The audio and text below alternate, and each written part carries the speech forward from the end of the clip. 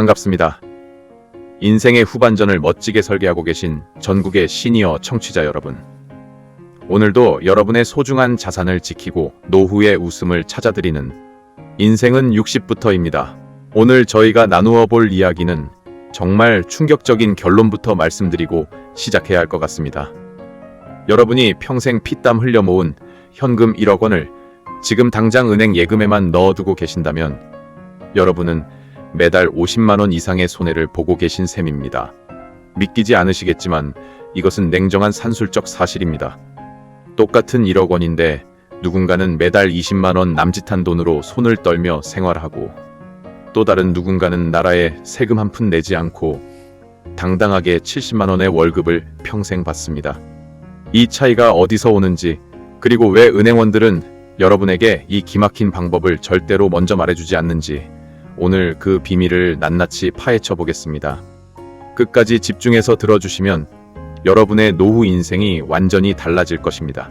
먼저 우리가 가장 신뢰하는 공간인 은행의 실상부터 짚어보겠습니다.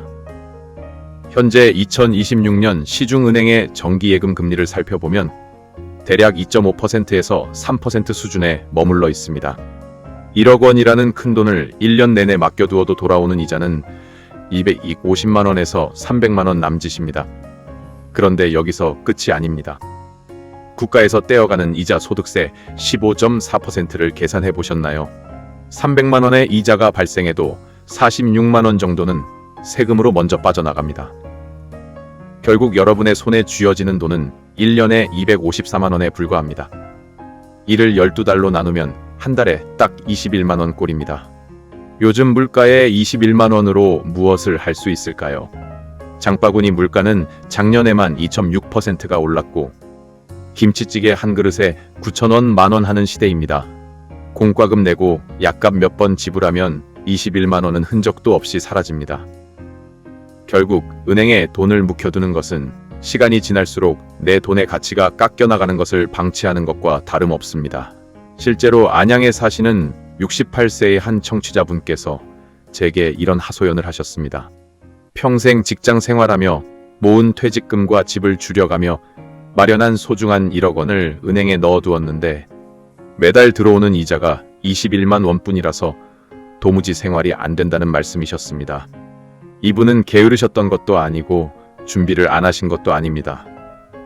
그저 은행이 알려주는 방식이 정답인 줄로만 알고 계셨던 것뿐입니다.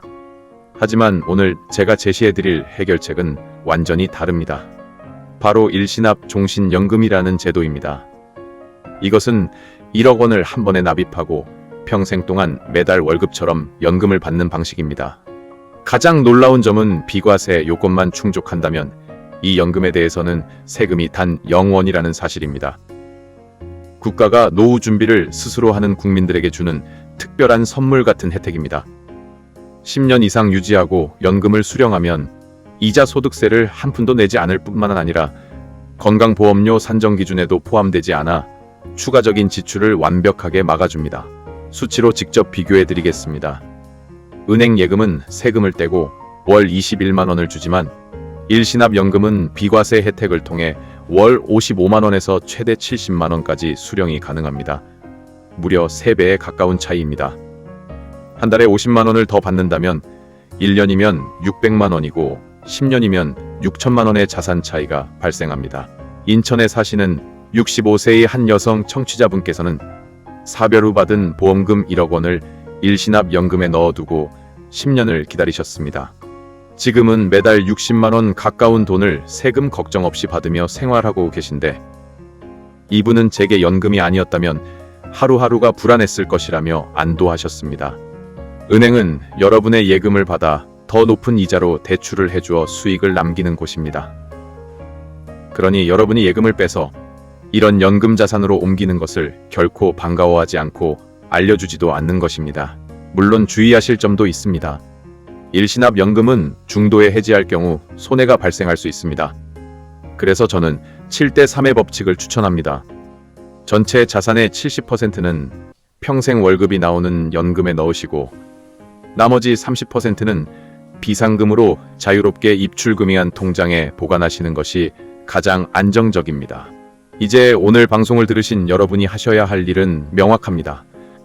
첫째, 종이와 펜을 꺼내 현재 내 은행 잔고와 부동산 자산을 낱낱이 적어 보십시오. 내 현재 위치를 알아야 전략을 짤 수 있습니다. 둘째, 단순히 영상이나 정보만 찾아보지 마시고 반드시 자산관리 전문가를 찾아 상담을 받으십시오. 한 살이라도 젊을 때 거치 기간을 확보해야 나중에 받는 연금액이 훨씬 커집니다. 60세에 시작하는 것과 70세에 시작하는 것은 결과값이 천차만별입니다. 정부도 자식도 여러분의 노후를 끝까지 책임져 주지 않습니다. 스스로 준비하는 자만이 품위 있고 당당한 노후를 누릴 수 있습니다. 오늘 제가 전해드린 이 정보가 여러분의 인생 이 막을 밝히는 등불이 되기를 진심으로 바랍니다. 지금까지 인생은 60부터였습니다. 끝까지 들어주셔서 고맙습니다.